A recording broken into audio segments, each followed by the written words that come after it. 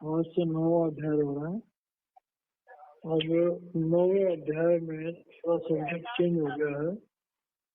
अब इसमें परमात्मा जो है वो कुछ अलग किस्म की बात समझा रहे हैं अर्जुन को।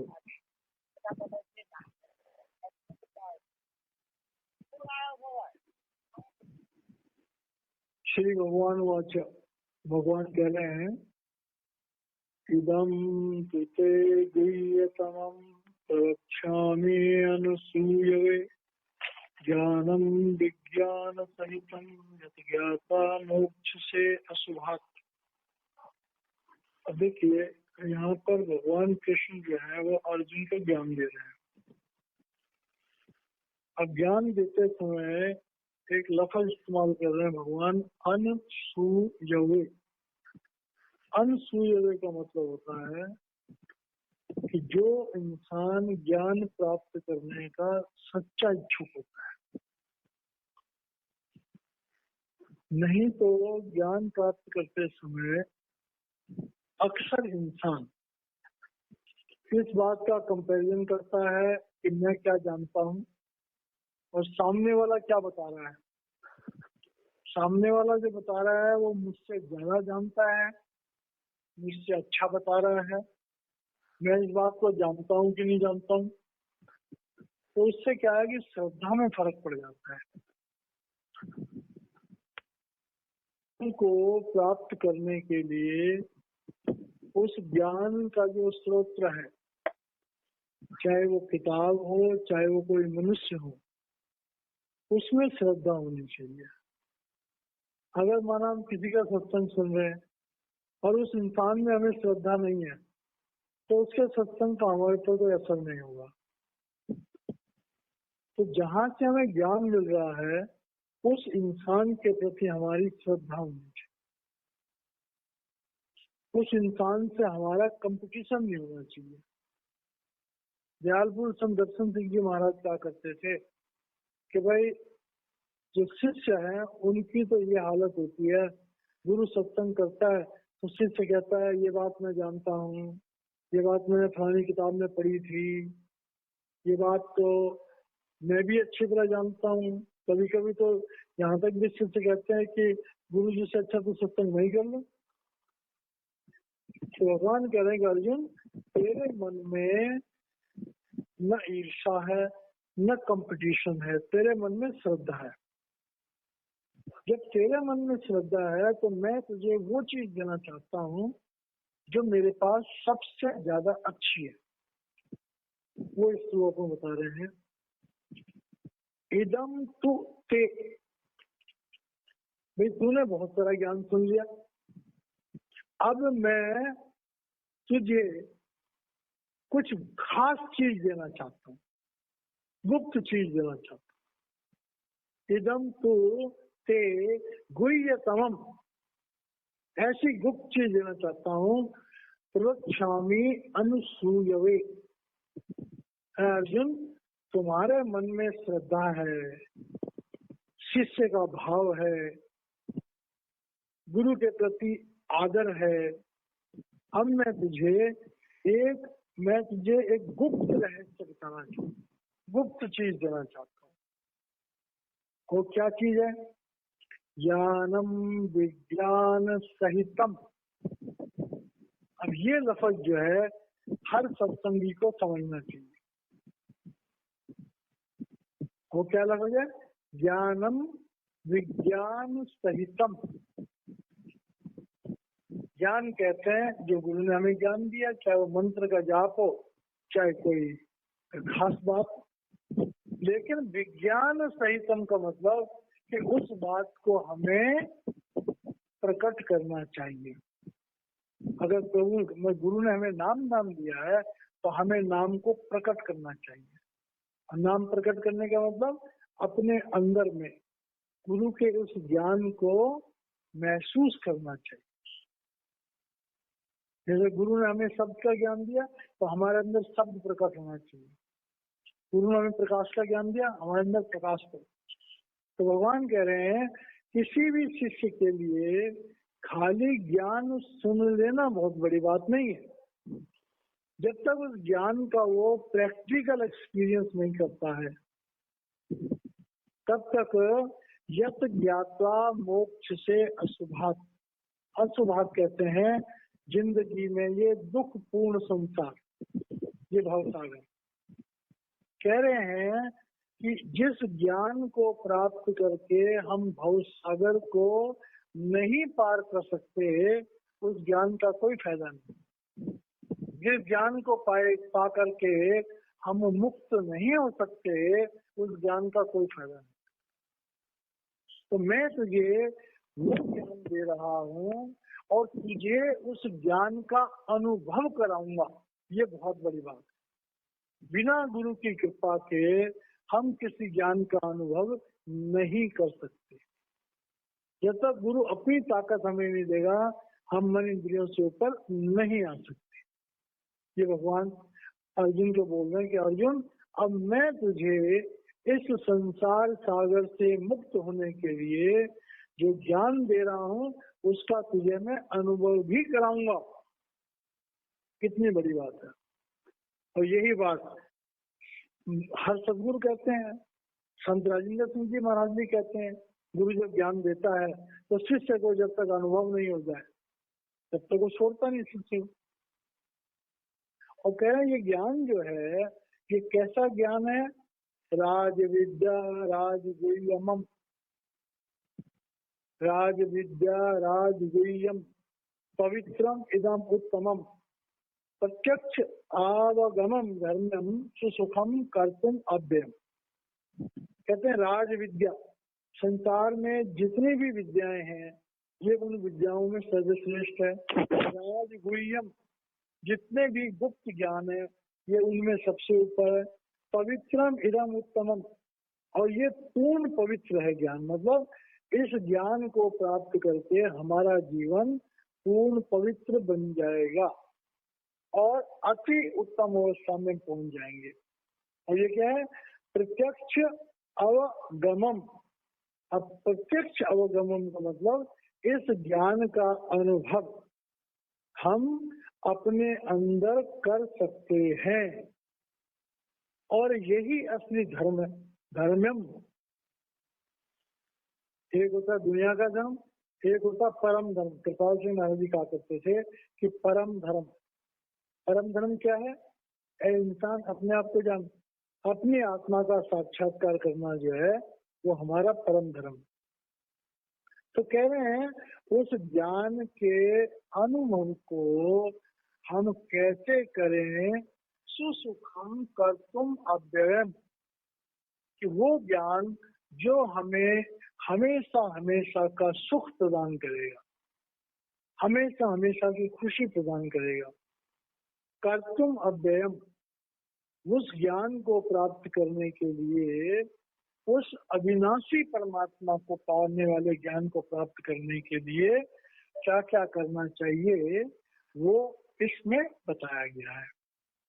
अब आगे कह रहे हैं कि ज्ञान प्राप्त करने वाले के लिए क्या होना बहुत जरूरी है। सबसे जरूरी चीज क्या है? कह रहे हैं अश्रद्धाना पुरुषा धर्मस्य अस्य परम तप अप्राप्य माम निवर्तन्ते नित्य संसार वर्त मणि।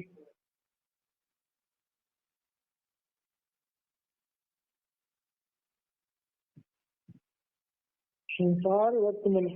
तो अश्रद्धाना पुरुषा धर्मस्य अस्य परम तप। भगवान कह रहे हैं कि अर्जुन, किसी भी इंसान को जिसको ज्ञान प्राप्त करने की इच्छा है, उसके दिल में श्रद्धा होनी चाहिए। जिस पुरुष के दिल में श्रद्धा नहीं है वो धर्म के बारे में कुछ नहीं जान सकता।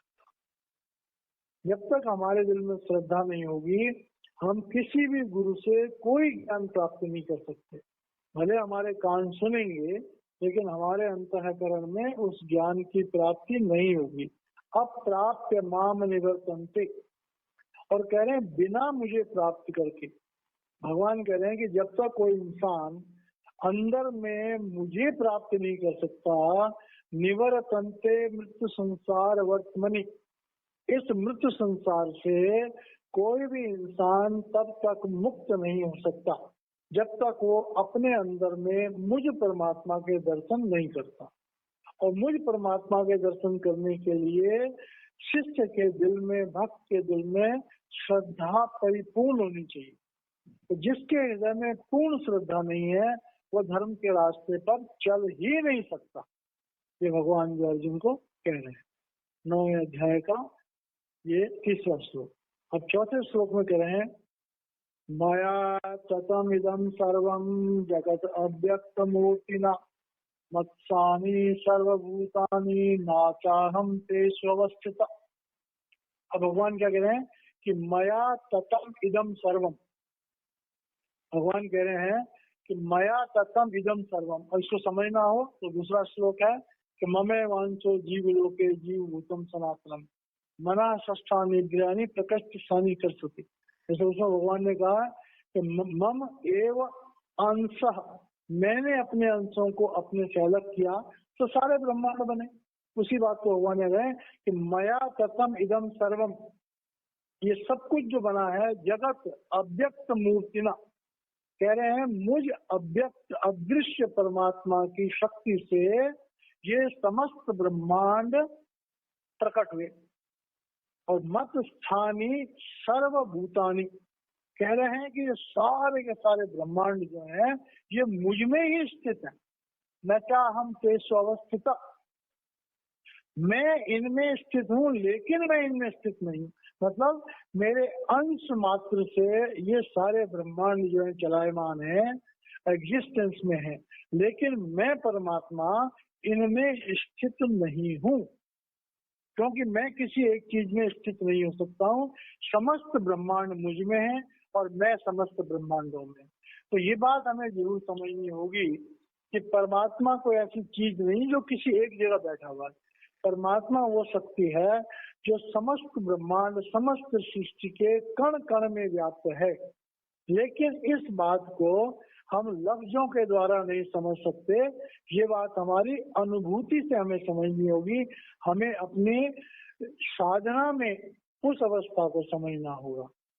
अब आगे कह रहे हैं न च मत स्थानि भूतानि पश्य मे योगम ऐश्वरम भूत भ्रत च ए भूतस्थो मम आत्मा भूत भावना। अब भगवान कह रहे हैं कि ये संसार एक विचित्र पहेली है। मन इंद्रियों के द्वारा इस संसार की पहेली को कोई नहीं समझ सकता। वो कैसे? न च मत स्थानि भूतानि, कह रहे हैं ये सब भूत मुझ में स्थित नहीं है। पश्य में योगम ऐश्वरम, और मैं वो परमात्मा हूँ जो समस्त सृष्टि का मालिक हूँ, समस्त सृष्टि का करता हूँ। लेकिन ये जितने भी ब्रह्मांड है, जितने भी मेरी प्रकृति है, मेरी जो रचना है, वो मुझ में स्थित नहीं है। भूत भ्रत च भूतस्थो, कह रहे हैं कि मैं इन जीवों का पालक भी हूँ, मैं इन जीवों को जिंदा रहने का आधार भी दे रहा हूँ। मम आत्मा, मेरा ही अंश आत्मा के रूप में इनके अंदर विराजमान है। अब कह रहे हैं ये सारी बातें जो है ये वास्तव में एक एहसास है, एक भावना है। मेरे स्मरण मात्र से सब कुछ हो जाता है और मेरे जो अंश हैं वो भावना से ही मुझे समझ सकते हैं। तो कह रहे हैं ये संसार की जो इतनी बड़ी पहेली है, इस पहेली को मन इंद्रियों के द्वारा हम नहीं समझ सकते। मैं परमात्मा जो अंदर में स्थित हूँ, मैं परमात्मा जो सबका भरण पोषण कर रहा हूँ, मैं परमात्मा जो सबके अंदर आत्मा के रूप में विराजमान हूँ, लेकिन मुझ परमात्मा को देखना या समझना इतना आसान नहीं है। मेरी ईश्वरीय शक्ति को जानने के लिए हमें अपने अंतःकरण में परमात्मा को जानने की परिपूर्ण भावना होनी चाहिए। इसीलिए भगवान ने कहा कि भाव का भूखा हूं मैं, और भाव ही बस सार है, और भाव से बचता जो कोई उसका विहार। अब कह रहे हैं मुझे एहसास करना है, तो एक एग्जाम्पल देने भगवान यथा आकाशस्थो नित्यं वायुः सर्वत्र गो महान तथा सर्वाणि भूतानि न तिष्ठानि इति उपधारया। अब कह रहे हैं ये आकाश इतना बड़ा विशाल आकाश है और इस आकाश में जो वायु है ये सर्वत्र गो महान। ये वायु जो है सारे आकाश में, सारे वायुमंडल में जगह जगह जहां चाहे जाती है, जहां चाहे बहती है और यूं कहो कि सर्वत्र व्याप्त। आकाश में वायु सर्वत्र व्यापक है। तो कह रहे हैं तथा सर्वाणि भूतानि मत स्थानी इति उपधार्य। तो कह रहे हैं जिस तरह से ये वायु जो है समस्त ब्रह्मांड में, समस्त आकाश में जो है सर्वत्र स्थित है, इसी तरह से जितने भी जीव हैं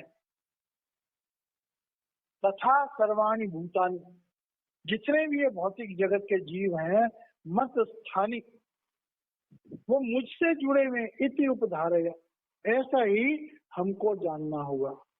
मतलब कि जैसे वायु सब जगह है, बिना ऑक्सीजन के तो कोई जिंदा रह ही नहीं सकता, लेकिन ऑक्सीजन दिखाई नहीं देती। तो भगवान कह रहे हैं इसी तरह, कह रहे हैं कि इसी तरह से मेरी शक्ति सर्वत्र है लेकिन मैं दिखाई नहीं देता।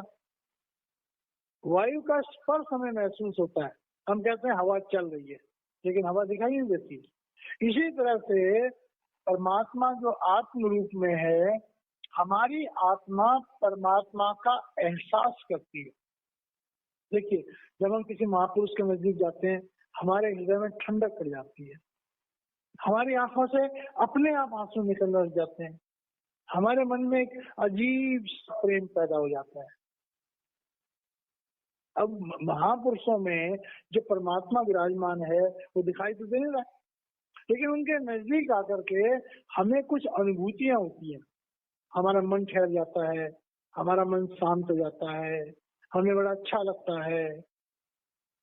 तो इसी तरह से अनुभव, अनुभूति, तो कह रहे हैं कि मेरी अनुभूति इंसान को सब जगह हो सकती है और होती भी है। सर्वभूतानि कौन्तेय प्रकृतिम यान्ति मामिकाम कल्पक्षय पुनस्तानि कल्पादो सृजामि हम। अब कह रहे हैं कि जितना भी ये ब्रह्मांड है, अब वो कल्प ब्रह्मा जी का जो दिन और रात है, तो कह रहे हैं कल्पों के अंत में सब भूत जो है प्रकृति को प्राप्त होते हैं, मतलब उत्पन्न होते हैं। कल्प क्षयो पुनस्तानि, कि कल्प के अंत में ये गायब हो जाते हैं। कल्प आदो विसृजामि हम, जैसे कल्प की शुरुआत होती है सारे जीव प्रकट हो जाते हैं, सारी सृष्टि प्रकट हो जाती है। जब कोई कल्प का अंत होता है तो सब कुछ शून्य हो जाता है। तो ये प्रकृति जो है वो परमात्मा से उत्पन्न हुई, जब चाहे परमात्मा इस प्रकृति को अदृश्य कर सकता है। आगे करें प्रकृतिम स्वामस्तभ्य विसृजामि पुनः पुनः भूत ग्रामम इमं कृतसम अवसह प्रकृतिर वसात। अब कह रहे हैं ये प्रकृति जो है ये प्रकृति परमात्मा के अंतर्गत है। प्रकृतिम स्वाम अवस्थभ्य, ये प्रकृति जो है, ये प्रभु ने जो भी प्रकृति बनाई, ये पृथ्वी तत्व, जल तत्व, आकाश तत्व, वायु तत्व जो बनाया है, ये सब प्रभु ने, प्रभु के अंदर विराजमान है। विसृजामि पुनः पुनः, जब चाहे परमात्मा अपने में से प्रकृति को अलग कर देता है और भूत ग्राम, समस्त जितने भी भौतिक जगत के जीव हैं उनको कृतसनम, समस्त भौतिक जगत के जीवों को प्रकट कर देता है और अवसम प्रकृतिर वसात। और ये जो कुछ हो रहा है इसमें किसी का भी बस नहीं चलता।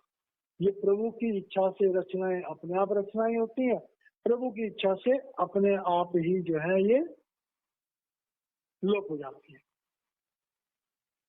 न च मां तानि कर्माणि निबध्नन्ति धनंजय उदासीनवत आसीनम असक्ता तेषु कर्मसु। अब भगवान कह रहे हैं कि भाई ये सब कुछ जो हो रहा है, मैं इन चीजों में कहीं भी बंधा हुआ नहीं हूँ।